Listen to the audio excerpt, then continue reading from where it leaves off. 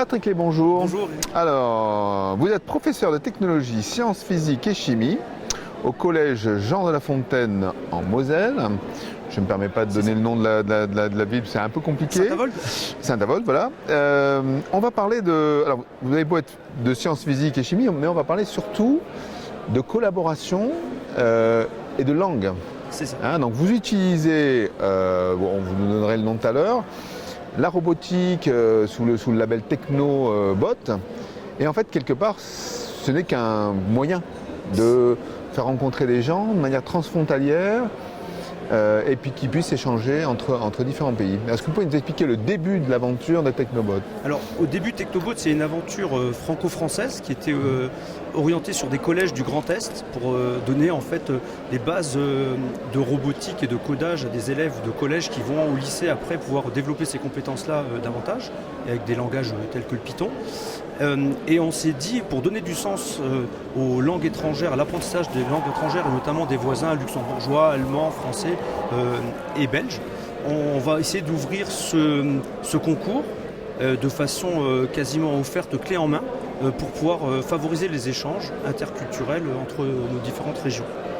D'accord, alors cet échange, il se fait tout au long de l'année en classe pour pouvoir un petit peu se roder à la robotique, oui. Technologie Arduino, en classe on travaille là-dessus. Et puis 3 fois dans l'année, on se regroupe avec les autres pays qui participent au projet.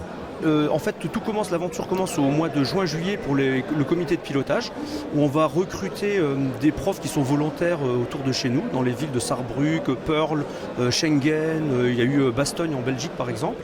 Les profs volontaires ensuite, on va les inviter à venir, on va financer en fait même le bus est financé par la grande région et l'interrégion Sarre-Leurs-Lux. Ils vont pouvoir ramener leurs gamins au collège, visiter un collège français, manger avec lors d'une journée qui s'appelle Icebreaker Day où en anglais c'est quasiment on brise la glace par des jeux à la fois débranchés mais organisés avec des tuteurs de grandes écoles comme l'école d'ingénieurs de Metz par exemple ou l'ISFATES qui est à Metz, une grande école aussi. Ensuite, à la fin de cette journée-là, les jeunes n'ont quasiment pas fait de robotique ou pas encore pris tout le sens de pourquoi on les a fait venir là et simplement se rencontrer déjà au niveau européen. On va avoir une deuxième journée plus technique où le matin on va leur donner un kit à monter dans lequel il y aura une carte Arduino, un châssis, des moteurs, des actionneurs et puis des capteurs simplement qui vont pouvoir simplement assembler. Ce kit ensuite dans la journée ils vont se rendre compte qu'on peut le programmer dans la langue que l'on souhaite en utilisant le codage par bloc, en utilisant des logiciels comme OpenRoberta qui sont libres ou Ardu Education, le logiciel ArduBlock pardon.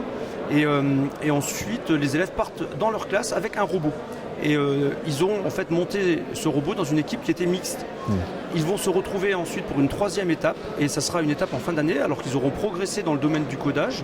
Il n'est pas nécessaire, je rappelle, pour démarrer Technobot transfrontalier, d'avoir une compétence quelconque, ni pour l'enseignant, ni pour les élèves. C'est même pas plus mal qu'ils arrivent vierges de tout doute. Sans bagage. Sans bagage, quasiment, ouais. Et en fait, ils vont pouvoir, lors de cette 3e journée, avoir une présentation d'un parcours de 5 mètres à réaliser. Ils vont nouveau reconstituer leurs équipes mixtes au niveau international, et ils vont pouvoir programmer à ce moment-là dans la journée et arriver à la fin, par la victoire au bout des 5 mètres, faire concourir à leurs 2 robots un parcours avec une balle qui est placée sur 2 joncs que portent les robots jusqu'à la fin de ce parcours. Un petit robot challenge en fin de parcours. C'est ça. Alors ça représente combien d'enseignants impliqués, combien d'élèves qui se regroupent? Alors pour le moment, chaque année, c'est la 3e édition là, cette année. On a eu à chaque fois 5 enseignants, donc il y a eu 5 collèges un par pays plus ou moins. Un par pays plus ou moins, voilà. Cette année il y en aura un petit peu plus, là ça monte un peu en puissance, on est 8. Donc je sais qu'il y a Pearl qui revient, Schengen, Bastogne reviennent. Il y a également un collège de FAMEC là maintenant en Moselle qui s'est inscrit également. Donc ça prend de l'ampleur, les profs de langue commencent à faire de la robotique aussi dans les collèges en France et c'est intéressant parce que c'est transversal, transdisciplinaire. Et ça ouvre sur des perspectives pour plus tard où où les jeunes vont commencer à travailler ensemble, à préparer leur master éventuellement, etc. Oui, et qui sont uniformisés au niveau européen. Super. Et alors donc, bon, là, vous êtes parti sur la robotique, Robot Challenge. Vous m'expliquez que on peut ouvrir sur d'autres champs, en fait, disciplinaires. Oui, tout à fait. Alors, ça peut, par exemple, je vous donne un exemple là, de ce qui va maintenant émerger du fait de ce premier projet. En fait, on essaie de donner du lien dans un curriculum cohérent qui suivrait de la primaire jusque dans le secondaire. Et on est en train de développer un projet de biodiversité transfrontalière. Donc, on va partir sur l'idée qu'il y a un besoin chez des apiculteurs.